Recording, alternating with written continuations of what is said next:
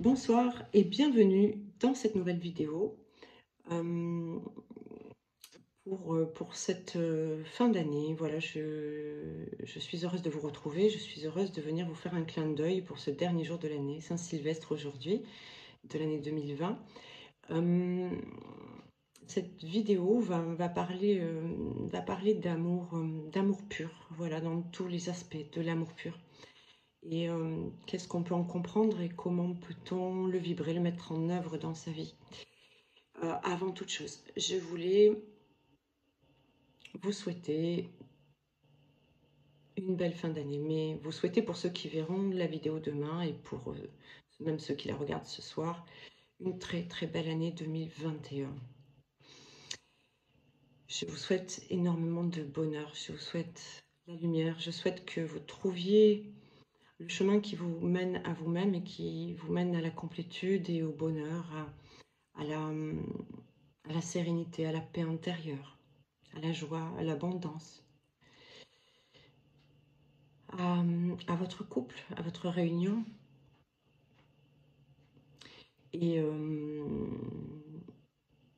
et voilà, que le meilleur vous accompagne tout au long de cette année.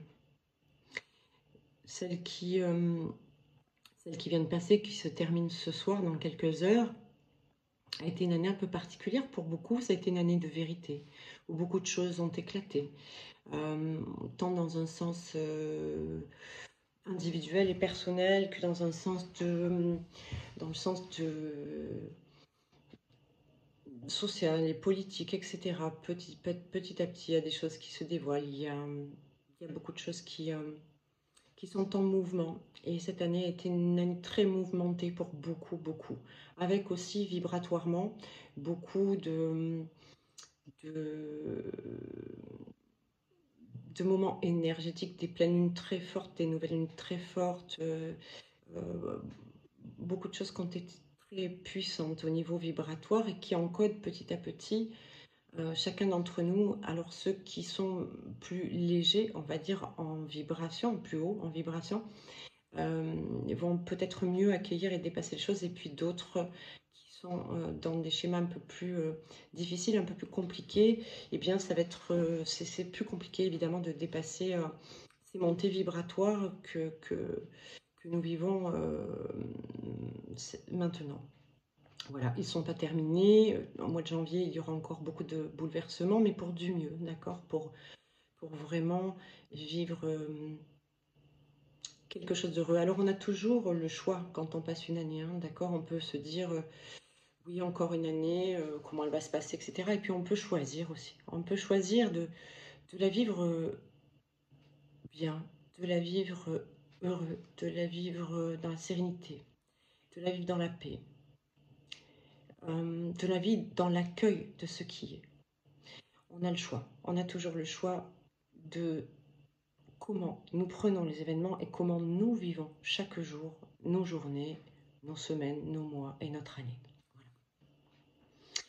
Donc, cette vidéo aussi, j'aimerais la faire pour remercier encore toutes les personnes qui se sont abonnées cette année à ma chaîne YouTube, pour remercier tous ceux qui l'étaient déjà depuis 4 ans, pour remercier quelques personnes qui sont très chères à mon cœur et qui sont pas indispensables, parce que personne n'est indispensable à personne en fait, mais qui sont importantes sur mon chemin, comme Elisabeth et Jean-Baptiste, comme David Sabat, pour lequel j'ai une grande admiration, qui est une personne vraiment extraordinaire, pour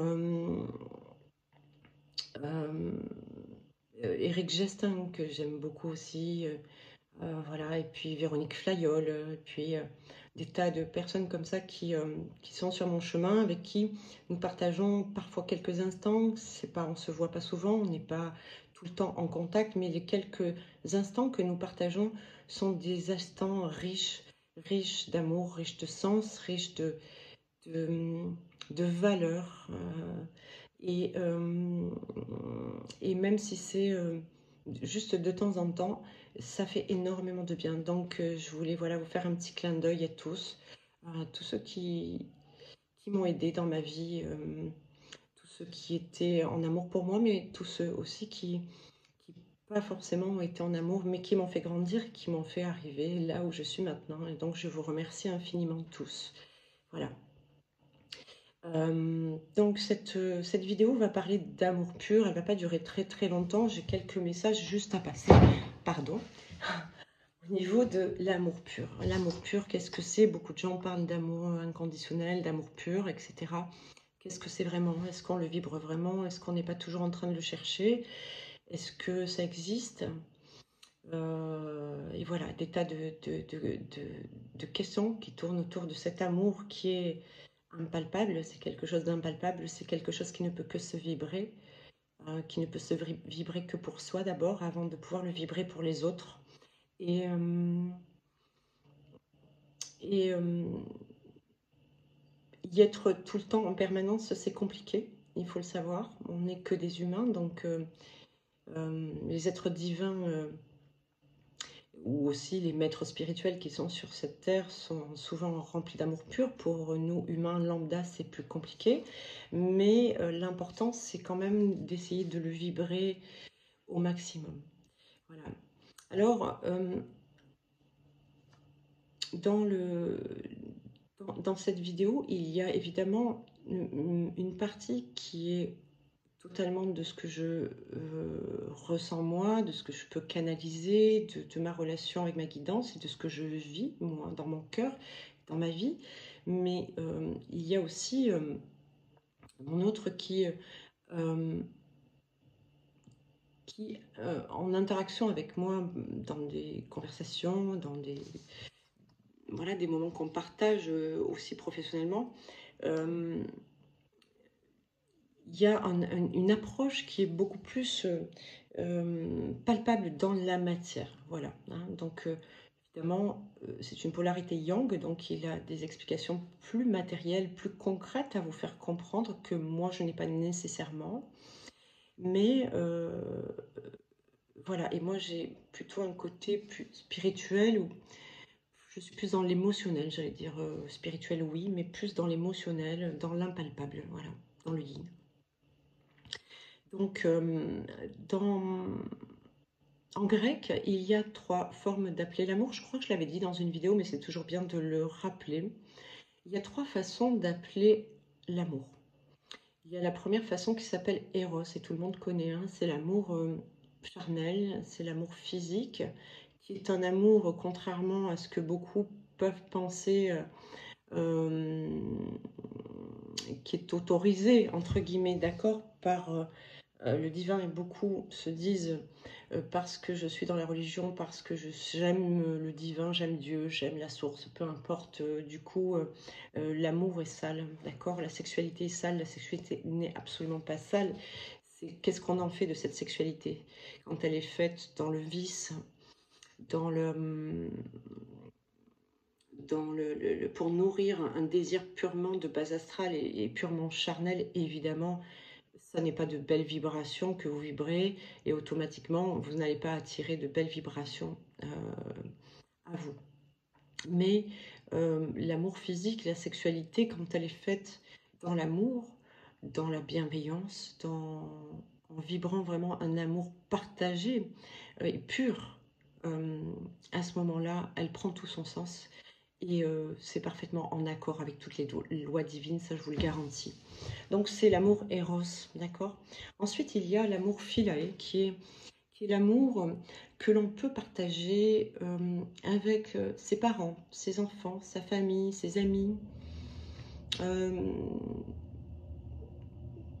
des relations de travail, des choses comme ça. Voilà, on vibre l'amour Philae, qui est le deuxième nom pour appeler l'amour en grec.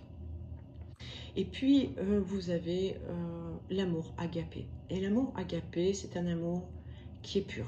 C'est un amour sans condition. C'est un amour qui englobe toutes les autres formes d'amour. C'est-à-dire qu'on peut être en relation amoureuse avec quelqu'un, flamme jumelle ou pas, on n'est pas là pour parler de flamme jumelle uniquement. Et d'ailleurs, je l'ai dit et je le répète, mon discours va toucher un plus large spectre dans l'avenir. Donc, l'amour agapé est et l'amour qui englobe toutes les formes d'amour. Donc quand on est, si vous voulez, en relation intime avec quelqu'un, on doit vibrer à un moment donné cet amour pur pour l'autre. Cet amour pur vient quand on est équilibré, quand on est complet, quand tout va bien, quand il n'y a plus d'attachement, plus de béquilles. Mais donc, il englobe aussi l'amour Eros, et il englobe aussi l'amour Philae, parce que l'autre est aussi un confident, l'autre est aussi euh, un soutien, un appui, un complément. Donc il y a les trois formes d'amour, les deux autres formes d'amour qui se rassemblent dans l'amour pur et dans l'amour agapé. Voilà. Quand on éprouve un amour pur pour un ami, évidemment, il n'y aura pas la partie Eros qui rentrera en ligne de compte. Hein, voilà.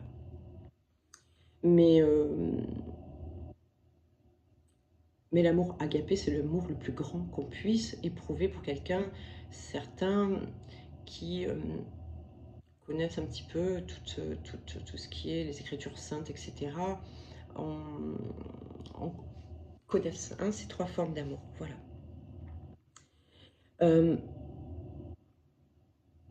dans le rationnel, dans la matière, euh, l'amour pur, c'est par exemple l'amour que vous pouvez voir chez votre animal de compagnie quand vous rentrez à la maison. Est-ce que l'animal vient tout de suite vers vous? Il est lumineux, il est joyeux, il est heureux, peu importe comment vous vibrez, lui, il est heureux de vous voir, il est heureux de vous retrouver.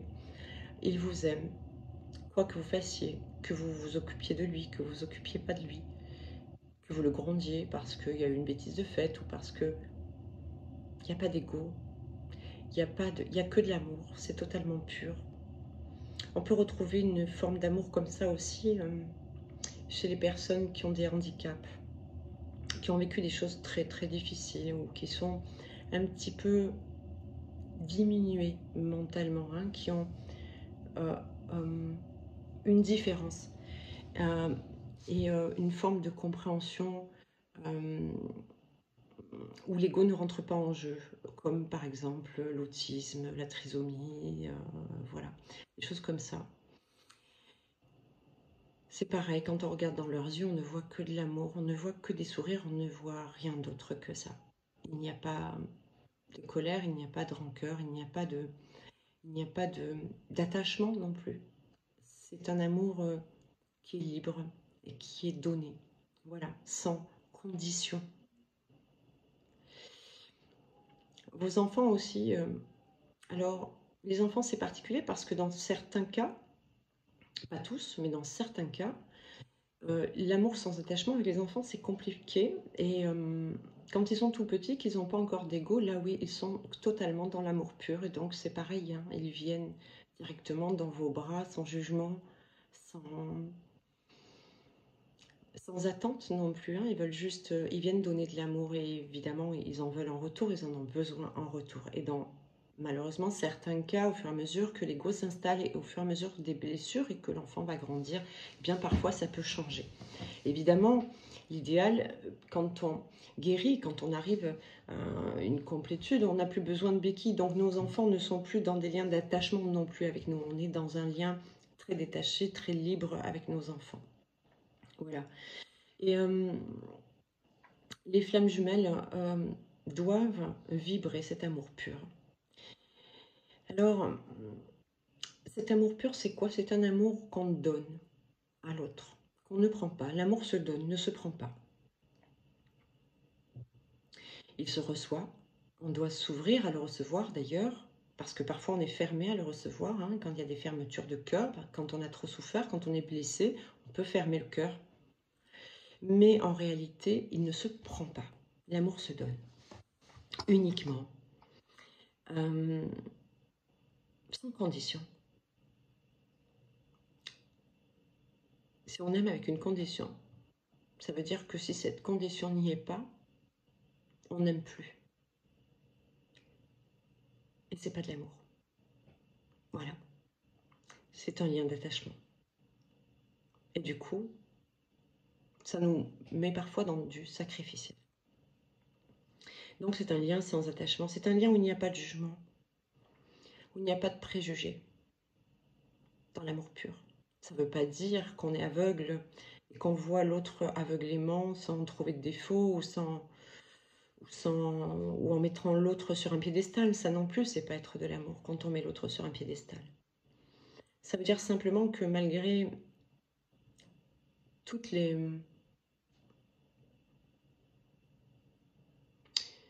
tous les aspects de la personnalité de l'autre, oui, qu'il n'y a pas de jugement, d'accord, on peut même pas dire défaut, c'est un aspect de la personnalité, eh bien vous l'aimez, sans vouloir changer quoi que ce soit. S'il y a quelque chose à changer, c'est pas à vous de vouloir le changer, c'est à l'autre de comprendre que c'est à changer. Quand vous changez quelque chose, changez toujours pour vous, ne changez pas pour l'autre. Si vous le changez pour vous, vous n'aurez pas de regrets, il n'y aura pas de sacrifice. Et on a tous besoin parfois d'évoluer, de changer des choses, ça c'est une évidence. Mais c'est pas à l'autre de nous dire ce qu'on a à faire. C'est pas à l'autre de nous dire comment nous comporter ou quel est le comportement que l'on doit changer. Voilà. Donc c'est sans préjugés. C'est un amour aussi sans réflexion. C'est un amour avec le cœur, pas avec le cerveau, et où on ne doit pas se poser de questions. Alors, dans cet amour, on ne doit pas se poser de questions.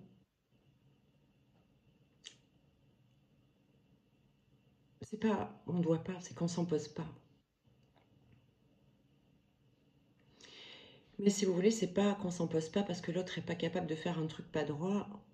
On ne s'impose pas parce qu'on n'a pas envie de s'en poser, parce que on est dans la confiance.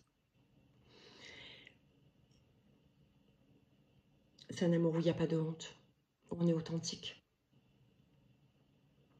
où on est soi. Et il n'y a que là-dedans qu'il peut y avoir vraiment de l'amour. Quand les flammes jumelles, on vous demande de devenir authentique, c'est bien ça, c'est-à-dire que ne pas avoir honte de qui on est. Si l'autre est avec nous, de toute façon, c'est qu'on est bien. Mais et quand on est arrivé à ce niveau de complétude, on s'est accueilli tel que nous sommes. Donc l'autre nous aime tel que nous sommes, sinon il s'en va. Okay. Mais s'il s'en va, c'est que l'amour n'était pas pur. Voilà. Il y a, il y a dans l'amour pur, c'est pas que l'autre ne vous fera pas de mal. Mon autre, il y a quelque temps en arrière, me disait dans l'amour pur, on ne doit pas faire de mal à l'autre. Alors, je ne suis pas tout à fait d'accord avec ça.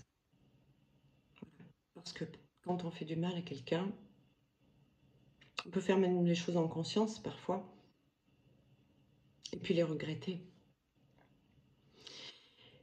Mais quoi qu'il en soit, ça, ça ne veut pas dire que c'est pas de l'amour pur. En revanche, quand on est dans l'amour pur et que l'autre pose une action qui peut nous faire souffrir, un peu, beaucoup, parfois, rester dans l'amour pur, c'est être en mesure de comprendre que ça ne sert à rien d'être dans le jugement, de pousser l'autre à la culpabilité, de faire des reproches ou d'être dans la rancœur ou la rancune. À ce moment-là, si on est dans cet état-là, c'est que on n'est pas nous-mêmes dans l'amour pur, donc on ne peut pas l'attendre de l'autre. L'amour pur, c'est comprendre que l'autre, s'il vous aime vraiment, c'est comme ça que vous le saurez. S'il est vraiment dans l'amour pur, même s'il a posé une action qui a été peut-être douloureuse pour vous, c'est observer et sentir la culpabilité de l'autre, la douleur de l'autre. Et c'est donc de n'être plus que compassion, compréhension et amour pour l'autre. C'est ça l'amour pur. Pourquoi se venger? Pourquoi juger? C'est encore faire du mal et donc se faire du mal à soi. Ça ne veut pas dire,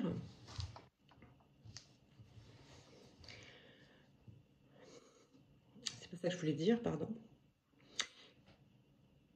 Dans l'amour pur, on est dans le pardon. C'est facile d'aimer quelqu'un qui est aimable. Quand on est des êtres qui vibrons l'amour inconditionnel, on doit être capable d'aimer quelqu'un qui n'est pas aimable. C'est ça, vraiment le grand défi. C'est pas facile, hein. Je le sais bien. Mais c'est vraiment ça.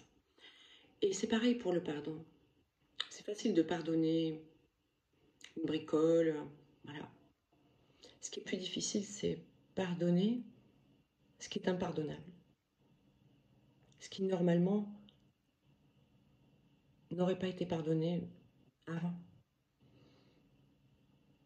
C'est pardonner ce que vous n'auriez jamais pardonné auparavant.